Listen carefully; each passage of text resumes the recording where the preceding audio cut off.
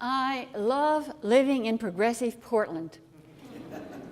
But when you leave Portland and go out into other parts of this vast country, you come to understand that every place isn't like Portland. And all the people are not like those here in First Unitarian Church. The last time I did a book tour, I went to the Deep South, and I kept running into people whose belief systems were strange to behold. Now, I grew up there, so I should have known. But first there was this woman in the bed and breakfast who was explaining, this was right maybe a few months after the tsunami, that terrible tsunami in Indonesia. So she was explaining to me about the tsunami deaths and how they happened. She said that the Christians had gone up on the high ground to worship just before the tsunami hit.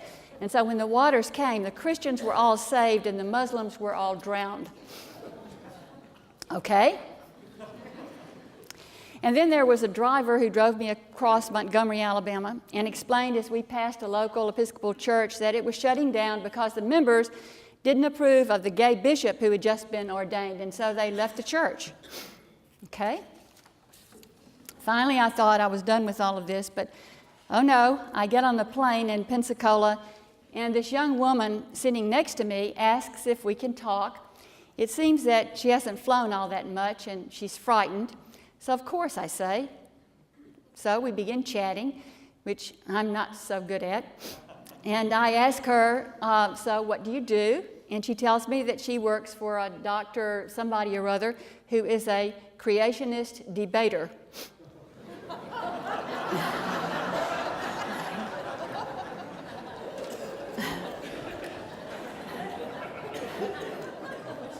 So it seems that he travels all over the United States debating people who believe in the dastardly evil concept of evolution. She sets up programs for him. So the plane is revving up, ready to take off. Her body tightens. I really want to go back to my book entitled Capitalism in Crisis by Fidel Castro.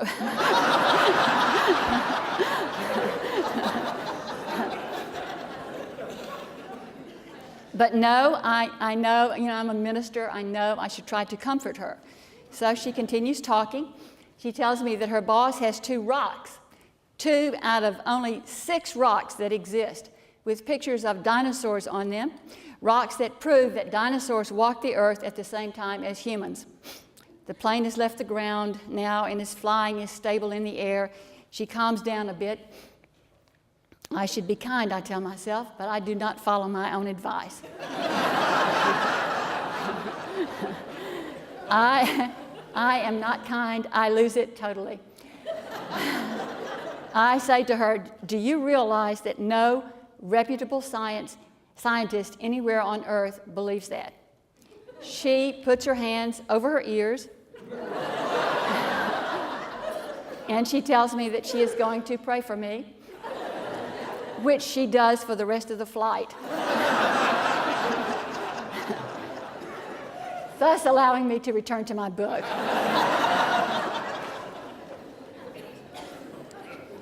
How is it that people come to believe what we believe? What are the influences upon those beliefs? How do those beliefs change or refuse to change?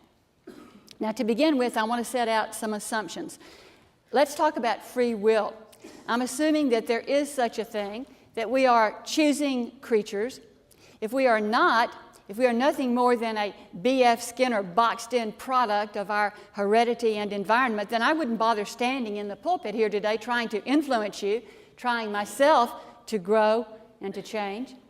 On the other hand, I believe that we are not nearly as free as we would like to believe we are. We are animal creatures pushed by animal needs and fears, and we are creatures of a particular culture dominated by powerful beliefs and themes that largely go unquestioned. For us, for example, the American dream of the good life. We are male and female, formed by hormones and expectations.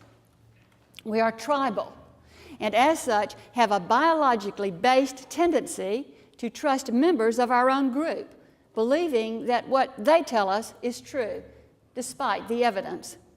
This tendency was beautifully demonstrated one April Fool's Day when BBC showed a film of spaghetti being harvested from trees. So many viewers called up wanting to know how to grow their own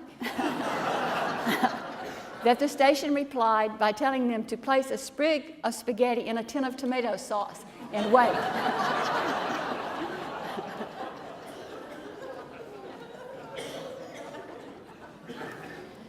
And so much is determined by these various forces that are acting upon us. And yet I would maintain that within these limitations, we do have a modicum of choice. Human beings are all meaning makers. We are pattern-making, storytelling creatures. We believe because we must, by our very nature. We must impose some coherent, predictable pattern on the chaos and unpredictability of our lives. Now, some of us adopt more closed systems than others. It's easier on the psyche to have a more closed system because that makes the organism less anxious. Now, Unitarian Universalists have a notoriously open system, and we therefore can expect to be more anxious than most people. Yeah. Perhaps more imbued with the cultural angst. Typically, we UUs try to defend ourselves against fear with our steely logic, which of course can only go so far in explaining the great mysteries. Now, you want to know why evangelical Protestants are growing faster than any other religious group? Well, for one thing, to know that what you believe is God's Word and beyond doubt is ever so much more comforting than allowing yourself to question.